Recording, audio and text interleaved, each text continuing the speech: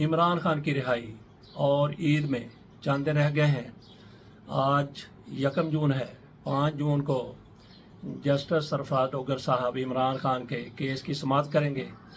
तो उम्मीद यह है कि इमरान खान को बरियत मिल जाएगी और इमरान खान रिहा होके ईद मनाएंगे। कहाँ पे मनाएंगे? बनी गाला में या फिर ज़मान पार्क में? मियां नवाज शरीफ साहब ने भी ईद मनानी है, वो कहाँ पे मनाएंगे?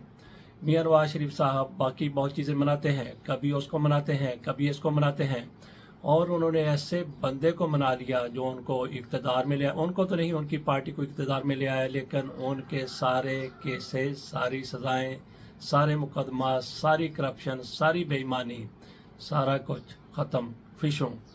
तो इमरान खान ईद मनाएंगे बनी गाला में या फिर ज़मान पार्क में, ये इमरान खान पर डिपेंड करता है। अगली खबर की तरफ चलते हैं। ये बैनुल-अक़वामी इंटरनेशनल न्यूज़ है।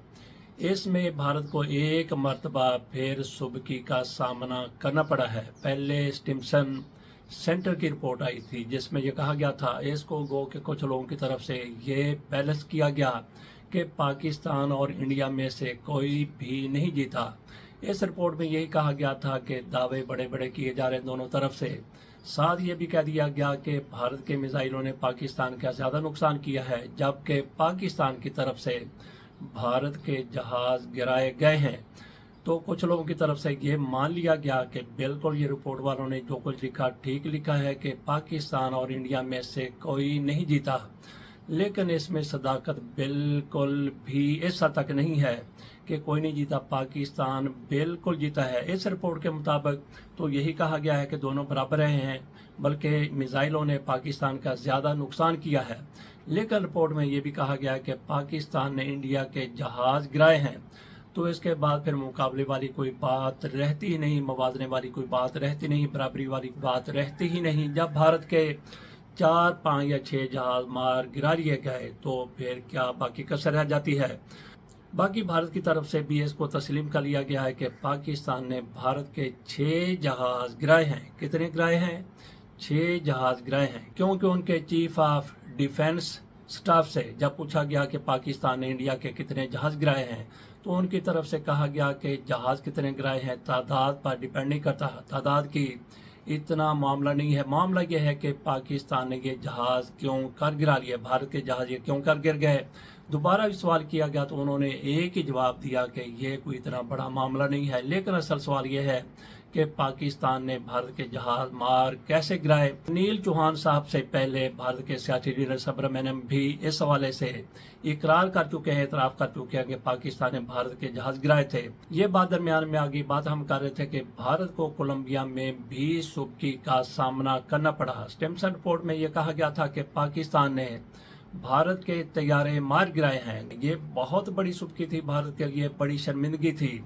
और इसके साथ कोलंबिया में उसके साथ क्या हुआ है? कोलंबिया में ये हुआ कि शशि थरूर वफद के साथ कोलंबिया गए, वहाँ उनकी मुलाकातें हुई। आसफ अली जरदारी साहब की तरफ से उस बिल पर दस्तखत कर दिए गए हैं जिसके तहत कम उम्र की शादी पर सज़ा होगी।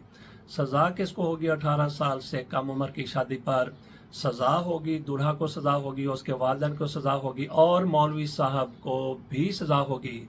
नकाब पढ़ाने पर कितनी सज़ा होगी? किसी को 1 साल, किसी को 2 साल और किसी को 3 साल सज़ा का कानून बन गया। इस पर मौलाना फजलुर रहमान थोड़ा सा कस मसाए, उसके बाद तिल मिलाए और उसके बाद मौलाना फजलुर रहमान साहब खामोश होके बैठ गए। वो तिल मिलाए क्यों थे? कस मसाए क्यों थे?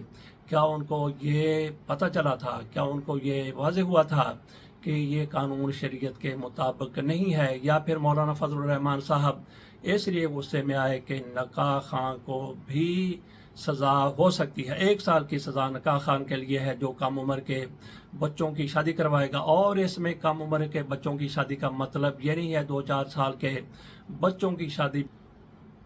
18 साल से कम का मतलब ये है कि 17.5 का, 17 साल का लड़का या लड़की, उनकी शादी होती है तो ये गैर कानूनी होगा। मौलाना फजलुर रहमान साहब क्यों खामोश हो के बैठ गए? क्यों दड़ वट गए? राना सनाउल्लाह की तरफ से एक बड़ा दानिशमंदाना बयान दिया गया है। राना सनाउल्लाह खान कहते हैं कि पाकिस्तान को एटमी कुव्वत बनाने के हीरो डॉक्टर अब्दुल कदीर खान नहीं है, मियां नवाज शरीफ साहब उसके हीरो हैं। تو رانا ثناءاللہ صاحب سے آج اگر سوال کیا جائے کہ پاکستان کس نے بنایا تھا تو یہ کہیں گے میاں نواز شریف نے۔ تھنڈر 17 کس نے بنائے تھے؟ مریم نواز شریف صاحبہ کہتی ہیں میاں نواز شریف نے۔ تو رانا ثناءاللہ سے پوچھا جائے کس نے بنائے تھے، یہ کہیں گے میاں نواز شریف نے۔ اگر ان سے یہ پوچھ لیا جائے کہ ایٹم بم کس نے بنایا تھا، یہ تو ایٹمی قوت کی بات کر رہے ہیں، تو رانا ثناءاللہ کہیں گے کہ یہ بھی میاں نواز شریف نے بنایا تھا۔ بس ان سے پوچھ لیا جائے کہ مادر ملت کون ہے تو رانا ثناءاللہ بالکل کہہ دیں گے کہ مریم نواز شریف صاحبہ مادر ملت ہیں۔ تو ان کی طرف سے یہ کہنا کہ ڈاکٹر عبدالقدیر خان ایٹمی پروگرام کے پاکستان کے ایٹم بم بنانے کے ہیرو نہیں ہیں تو رانا ثناءاللہ کی کون بات مانے گا؟ پوری دنیا جانتی ہے، پاکستان جانتا ہے، بلکہ دنیا کے کئی ممالک اس کو تسلیم کرتے ہیں۔ مسلمان ممالک تو اس کو بڑا فخر سمجھتے ہیں کہ ڈاکٹر عبدالقدیر خان نے پاکستان کو ایٹمی قوت بنایا تھا۔ تو رانا ثناءاللہ صاحب مانے یا نہ مانے، اس پر ایک ریفرنڈم کیوں نہ کرا لیا جائے؟ تو ریفرنڈم کے کیا نتائج ہوں گے؟ میاں نواز شریف کے حق میں کتنے فیصد لوگ ووٹ دیں گے؟ میرا خیال ہے کہ 1% سے بھی کم ووٹ میاں نواز شریف کے حق میں ڈالے جائیں گے کہ میاں نواز شریف صاحب پاکستان کو ایٹمی قوت بنانے کے ہیرو ہیں۔ پاکستان کو ایٹمی قوت بنانے کا ایک ہی ہیرو ہے، وہ ہے ڈاکٹر عبدالقدیر خان۔ باقی اپنی جگہ پر ہر کسی نے اپنا کردار ادا کیا، اس میں ذوالفقار علی بھٹو، بے نظیر بھٹو، جنرل ضیاء الحق اسحاق خان اور میاں نواز شریف صاحب بھی شامل ہیں، لیکن اس کے ایک ہی یکتا ہیرو ہیں، وہ ہیں ڈاکٹر عبدالقدیر خان۔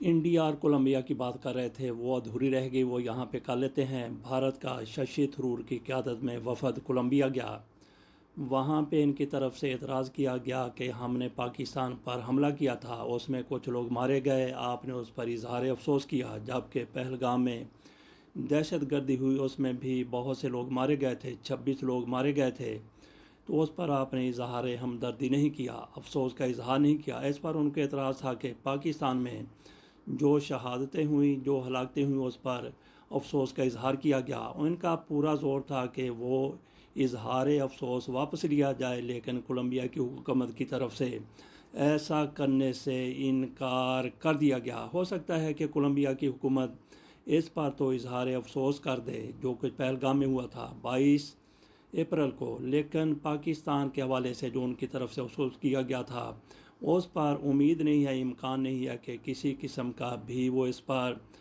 پسپائی اختیار کریں، اس پر پیچھے چلے جائیں، وہ اسی طرح سے رہے گا۔ یہ بھارت کی بہت بڑی سبکی ہوئی ہے، اور بلکہ اس پر تو توف کہنا چاہیے، لعنت بھیجنی چاہیے کہ آپ کو کسی کے مرنے پر افسوس پر بھی تکلیف ہے، اس پر بھی آپ کو اعتراض ہے، اس پر بھی آپ کو گلہ ہے، شکوہ ہے، پورا وفد لے کے وہاں پہ چلے گئے کہ اظہار جو افسوس کا کیا گیا تھا وہ واپس لیا جائے۔ اس کے ساتھ اجازت دیجیے، اللہ حافظ۔